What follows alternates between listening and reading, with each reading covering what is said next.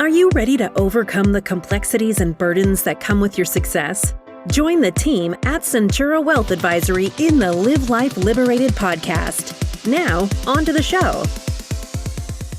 Hello and welcome to Live Life Liberated with the team from Centura Wealth Advisory. Derek, what's going on? Eric, so nice to be back with you. And I have one of my favorite colleagues, Sean Clark, here in studio. Yeah, these guys look good. They're on camera and boy, they're looking sharp, gentlemen. Thank you, sir. Yeah. So we're not here to talk about your looks. What are we talking about today? What are you guys teaching me today in the audience? Today, the topic is financial planning, above line planning, below line planning, all the things that people in the wealth management industry term as financial planning. We're going to talk kind of all about the subject today. And the person I brought on is the director of financial planning, knows a lot about this topic and is pretty passionate about it. Sean Clark. Thanks, Derek. Yeah, happy to be here. I think this is a topic, as you mentioned, that I'm passionate about, work in every day, and excited to tell the story here today with you. Awesome.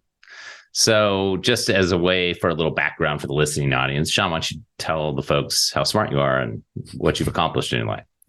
Well, I've got a couple of degrees. I've got a undergraduate degree in economics from Clemson University, and I have a master's degree in risk management from New York University. Those have been applied in this industry since 2006, which is when I started working here, or not in this industry, I should say. I started working with a life insurance company. It was really a broker-dealer life insurance combination, selling life insurance and wrap accounts, things of that nature.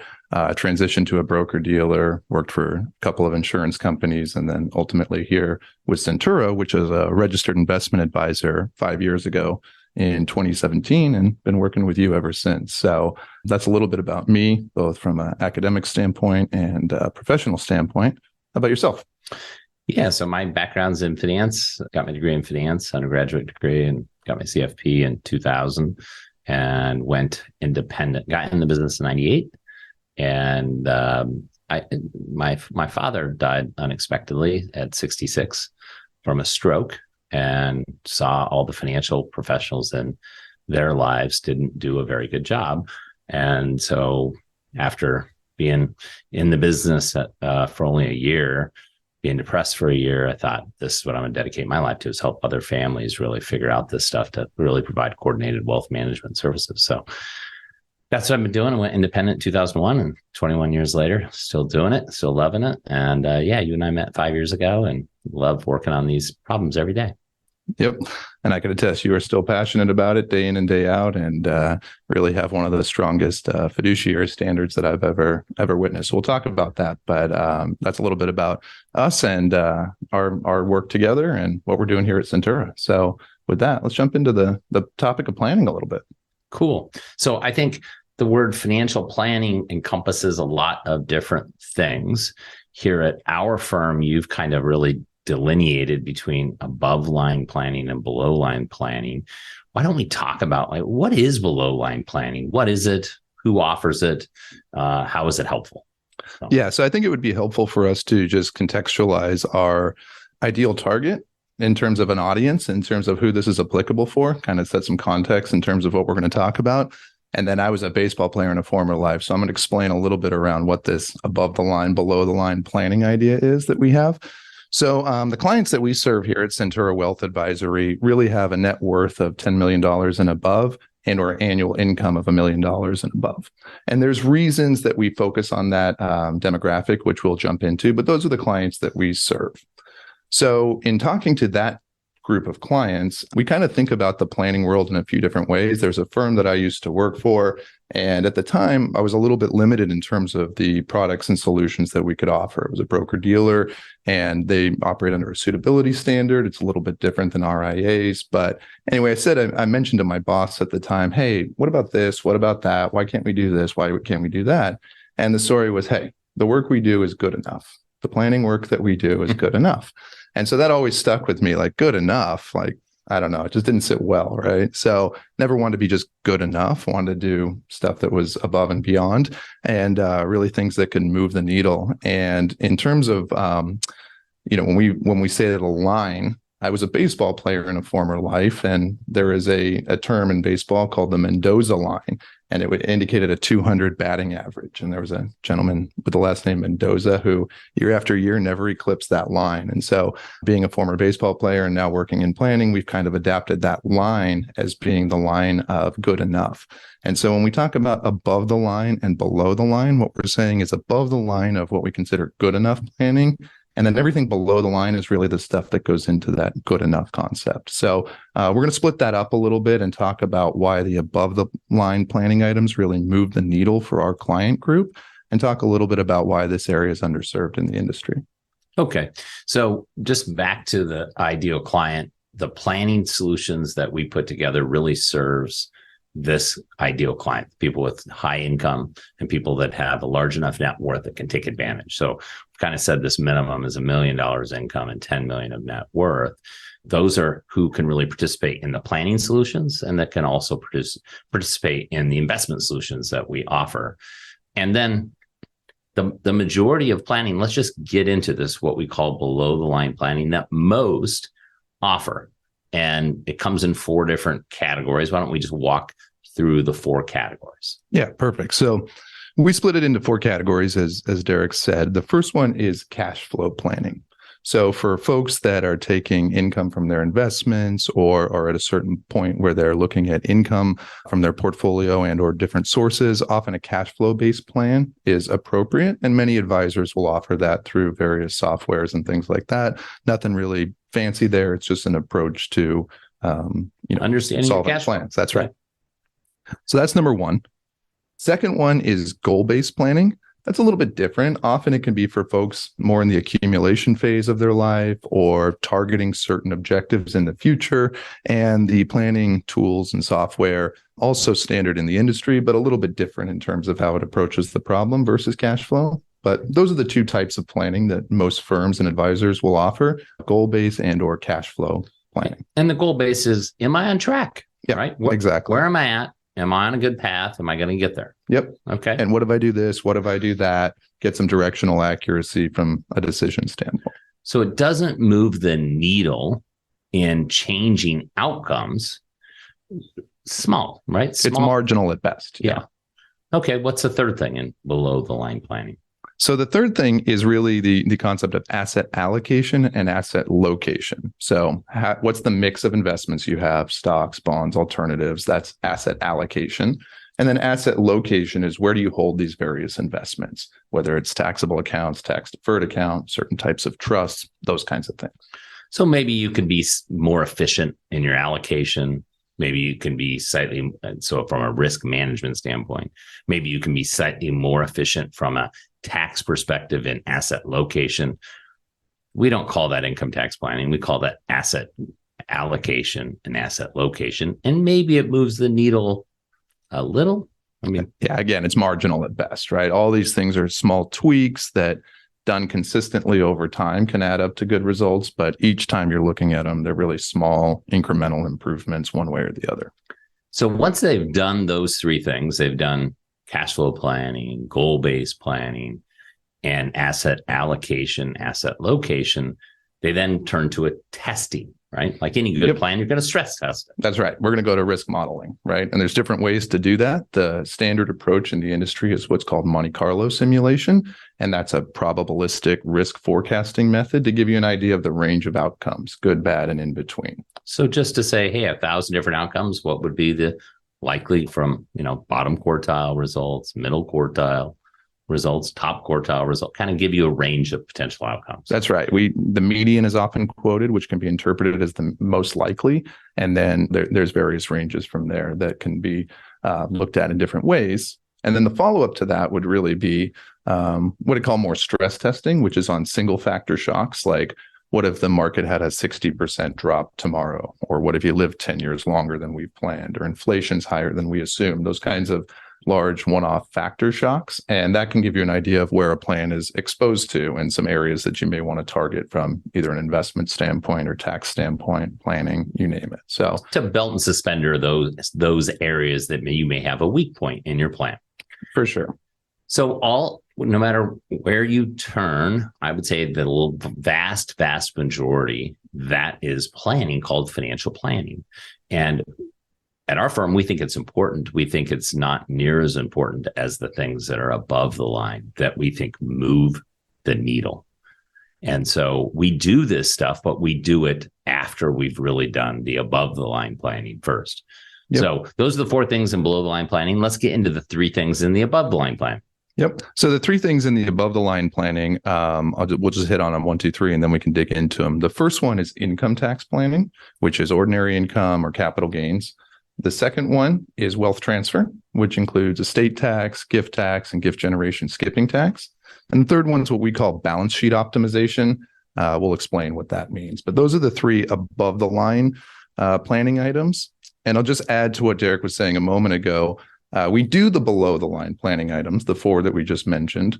But these 3, if you omit them, we feel like they're key inputs to the other 4 components. So how can you be good at the other 4 if you omit consideration from these 3 things? So that's why we feel they can really move the needle. Most folks aren't focusing on them, and they can really add substantial value, especially when you get into those other 4 components and look at, am I on track? How am I doing? What could I do? All that kind of stuff. So with that, let's talk about those 3 topics a little bit more.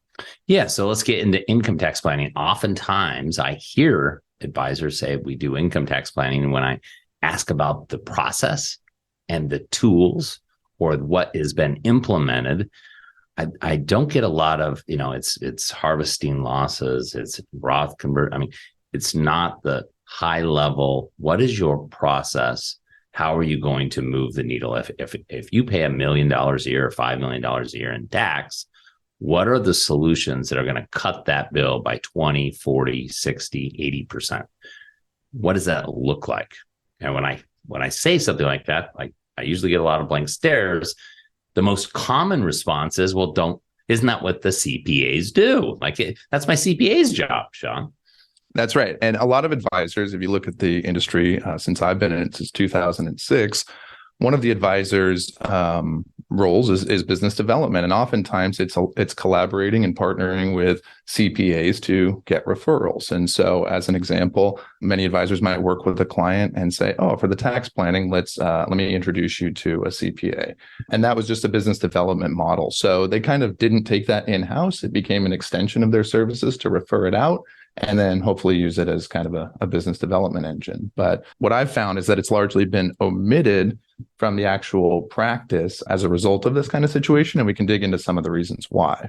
Yeah, so let's dig into the reasons why, because there's the compliance, right? Doing the tax returns and the audits and the compilations and all of that work, which is the compliance work that has to be done. Correct. That's what CPAs do. That's what a lion's share of what they do, right? Audit and tax compliance. Now, I'm a lot older than you, but when I got out of school, it was a big 10 or 12. Now it's down to the big 4, yep. Right? The big 4 accounting firms are Ernst & Young, Deloitte, PwC, PricewaterhouseCoopers, and KPMG. All 4 now hire CPAs in India to prepare U.S. tax returns. Even regional firms, Moss Adams and others, are hiring CPAs in India. There are not enough CPAs to do the compliance work. Now you're talking about not compliance, doing consulting to help you get a better result. Compliance is, tell me what happened. I'm going to get it organized in a way the government says it has to be organized and get it on the returns. Telling you what to do in advance to manipulate the outcome is not offered, with the exception of the ultra wealthy. And when I talk ultra wealthy, I'm talking $500 million and more. Yep. Yeah, I think you're exactly right. I mean, systemically, you look at the CPA, it's 150 hours credit hours that you need. Degree programs are typically 120, so it kind of becomes hard to get that extra portion. You got to work for a firm that offers it or take a double major. There's barriers to entry. You then have a professional exam.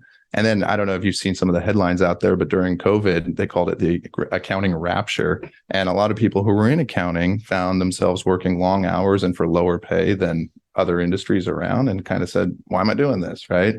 or saw maybe that they could do something else and didn't need to work the same way. So if you look at the statistics in terms of new entrants of accountants it's dwindling. And if you look at the number of accountants who are on the way out, it's a vast majority of the industry. And so this is structurally just creating some imbalance. And I think that's driving the shortage that we're talking about. So they have a real problem. In addition, layered on top of that, the government has passed all these programs. You name the acronym from PPP to ERC, doesn't matter the acronym. It gets loaded on the CPA's plate to say, and by the way, you got to account for this new thing, figure it out how it works and account for it for your business clients. So they're stretched. Providing consulting services is not something most do. Very few do, right? We have found some that are fantastic that do that, but most in the industry do not. So where else could you look for income tax planning advice? So if it isn't going to come from the CPA community, it would be financial advisories firms in total, right? Correct. Yep. So now let's look at, well, why aren't they offering it? Aren't there unbelievable margins in planning?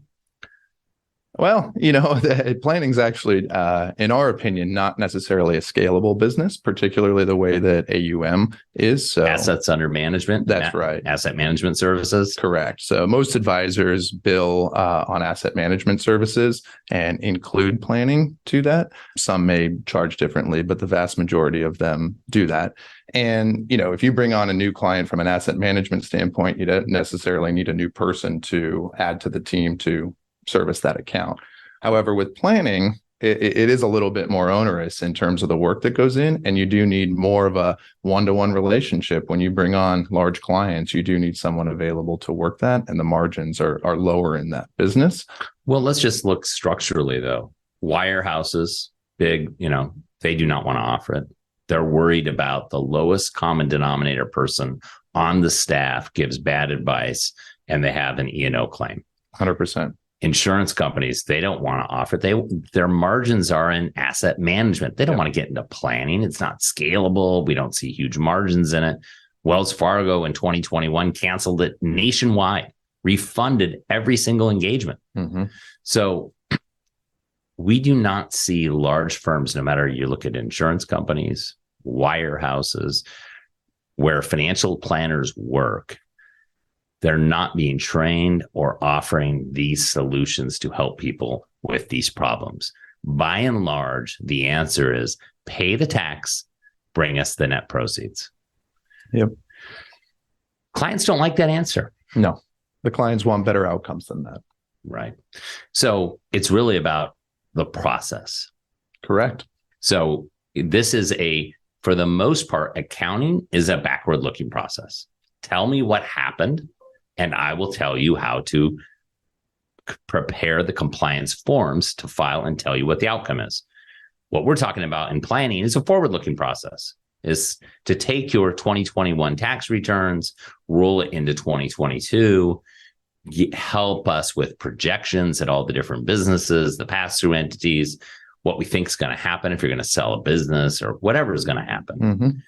and be able to project and say, okay, this is what I think is going to happen with the client's help, and then getting the CPA that they're working with to roll 2021 data into 2022 tax planning software. And for us to then say, okay, assume that the federal and state income tax rates don't change. What are the outcomes? We call that baseline. If we don't do anything from here, what does it look like? Once we get there, we now can say, okay, what are based on all the facts, the assumptions, and the goals, what tools are we aware of that we can apply against this baseline to get a better result? That's exactly right. So we call it the liberated wealth process. And what Derek's describing is what we do for all of our clients. And it's how we quantify what the potential value is that we can provide for clients based on their situation and what we've worked with them to illustrate that's going to likely project over the next 5 or 6 years. So, with their help, the ability to kind of paint the picture on the future and get buy-in from other professionals really helps clients get clarity on the decision set and the considerations that they have and helps give them, plenty of runway to make intelligent, informed decisions where they can be objective and get really good outcomes on what they're trying to do, versus the alternative, which is really backward looking, as we've kind of been describing, and is left with pay the taxes and now what? And in our opinion, clients can do a lot better. And we've really built our process to focus on these clients and that desired illustration of what the future might look like and how to mitigate any potential tax liabilities around that. And it's a full-time job because the law continues to change, strategy continues to change, going to tax conferences, presenting at those conferences, sharpening the saw that we're current edge on what is best of breed strategy to mitigate tax. So that's one of the 3 above line items. We think it adds tremendous value for the people we serve. We do it a lot. We enjoy it. Let's pivot to the second leg of the stool and above the line. Yeah. So second one is wealth transfer plan. Sean, don't estate planning attorneys do that? They do, and they do a good job at it. They really are adept at this, and they are proficient, and they cover, there's a whole host of areas that come into estate planning that you get into administrative type items and legal compliance structures and setups. So there's really enough. What are they missing though? They see so many clients. What's helpful about our process that helps them make better decisions? Well, I think the helpful thing is us giving them that information that we're describing, painting that picture and giving them the facts, assumptions, and goals so that they can quickly and easily get up to speed and help the clients get good advice. They are often working with incomplete information. That's right. And they do not have time. They don't have the staff to pull together all of the facts, the assumptions, and the goals. I've heard also from estate planning attorneys, you guys are just more creative than our industry is. And so, they do the same thing over and over again. But when we pull it all together and they can see it like, wow, I can be far better optimizing the solution. I can curate a better outcome for what it is, the goals you're trying to meet, because I have better information. Yep, exactly. I think that's been my experience as well in working with clients and collaborating with their estate planning attorneys. And I think clients realize this is a different experience.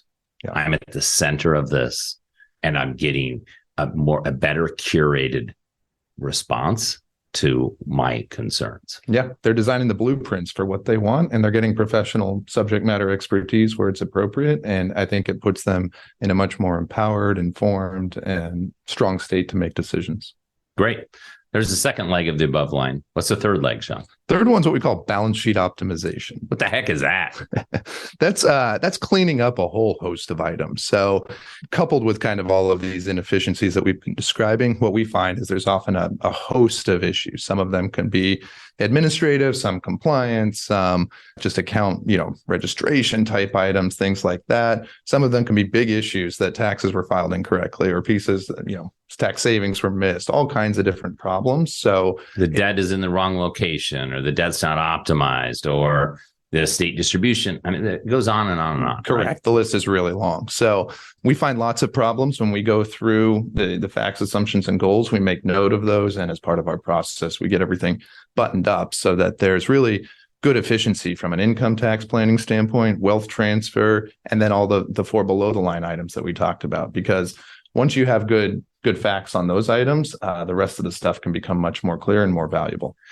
Yeah. So we find that doing the below the line stuff before the above the line stuff is done, why stress test a plan that's going to change a bunch? Why show you what the goal attainment's going to be? We need to do this above line stuff. Figure out how we're going to really mitigate your income tax. Mm-hmm. How we're going to eliminate half of it for the rest of your life. Wow. Is that possible? Very possible. Let's take a look at it's facts and circumstance dependent. Let's make sure your wealth transfer plan really meets your goals. What's going to go to family? What's going to go to charity? What's going to go to the government? Make sure that that's optimized in a way that you really want it. Clean up the messes and balance sheet optimization to get it more efficient. Once we've really done those things, that typically takes 2-3 years minimum, maybe 4, 5. Then we do the below the line planning stuff that's helpful, but that's not, that's just saying, hey, are we really on track this is the stuff that really makes a measurable difference in your wealth. Yeah, it can change outcomes. It can make, all the differences in a lot of different scenarios. We've seen it happen. So for sure. Well, closing thoughts about financial planning, income tax planning in the financial planning industry, Sean. I think my closing thought, we talked about, financial planning is not necessarily a high margin business, but I think it's incredible. It's maybe the most highly valuable part of the business for clients. I think the clients that I've worked with, when they've gone through our experience and kind of gone through what we're describing, particularly around the tax planning, it's an entirely unique and different experience. And so if I had to compare and contrast that against, let's just take investments as an example. If you're managing someone's money and you outperform the benchmark it might take 10 years, 5 years of outperformance in order to gain some substantial trust and add value to that client situation. But I've found that financial, planning around taxes can be much more immediate and substantial. So the value could be 3, 5, 10, 20x, and it can be realized in the next 6 months, 12 months, 18, 24, 6 years, whatever it may be. But it's a much larger it's not delayed gratification. That's saying right. Instant gratification in this instant gratification society. That's right. Yeah. It aligns much more with that. And so folks get excited about that. They tell their friends, they tell their, colleagues and peers who are in similar situations. They like to spread value like that. And I've found it's something that people just get immense value out of. And I get really excited working for them because of that and trying to find solutions to these tax issues that arise in all these different scenarios. So it's a lot of fun to work with folks to figure out the problems. And I think it can really move the needle in terms of outcomes for clients. For sure. I would say my closing thought is a couple. First, in finding people who do that, my advice, they always ask me, well, who should I, if I'm not going to hire you guys, how should I go about interviewing them? You should interview them about their process. Tell me about your process. Most have a good process for gathering facts, assumptions, and goals, but you're going to find, is it 1 inch deep and a mile wide, or are they really going deep? And then what's the process to get to solutions? And then what are some common solutions? They should name a few based on your profile. So I think that's good diligence by you, the investing public. And then the closing thought is, this is just darn hard work. It's curating individual solutions for each individual estate, because no estate has the exact same facts, assumptions, goals. So with that, we are going to cede the rest of our time back. We want to really thank you, the listening audience, for listening to us today. And we're going to throw it over to Eric. I'm telling you what, guys. Yeah, this has been fantastic. I love the 3-legged stool analogy I always have. It's so much better than a 2-legged stool, much easier. So I appreciate that. And guys, the bottom line is this, is somebody's out there listening to this going, man, I know that my neighbors are similar to my situation, but they don't have all this complexity that I do. And probably, I think most people think that, right? So give them some contact information so they can start this journey with you, because it's vitally important that they understand that they're not alone, but they're definitely unique. Fantastic. You can email me. It's Myron, DMYRON at Centura Wealth, CENTURA wealth.com. And Sean, why don't you give them your email? Mine is Clark, SCLARK at CenturaWealth.com. And feel free to contact me there as well. Perfect. Thank you again, gentlemen. Appreciate your time. All right. Thank you, Eric.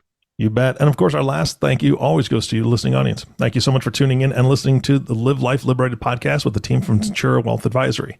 If you have not subscribed to the podcast yet, please click the subscribe now button below. This way, when the team comes out with a new podcast, it'll show up directly on your listening device. And we humbly ask that you share this podcast, rate it, and leave a review, as this actually does help others find the show. Again, thank you so much for listening today. For everyone at Centura Wealth Advisory, this is Eric Johnson reminding you to live your best day every day. And we'll see you next time. Thank you for listening to the Live Life Liberated podcast. Click the subscribe button below to be notified when new episodes become available. The information covered and posted represents the views and opinions of the guest and does not necessarily represent the views or opinions of Centura Wealth Advisory. The content has been made available for informational and educational purposes only. The content is not intended to be a substitute for professional investing advice. Always seek the advice of your financial advisor or other qualified financial service provider with any questions you may have regarding your investment planning. Centura Wealth Advisory. Centura is an SEC registered investment advisor with its principal place of business in San Diego, California. Centura and its representatives are in compliance with the current registration and notice filing requirements imposed on SEC registered investment advisors, in which Centura maintains clients. Centura may only transact business in those states in which it is notice filed or qualifies for an exemption or exclusion from notice filing requirements. Past performance is no guarantee of future results. Tax relief varies based on client circumstances, and all clients do not achieve the same results.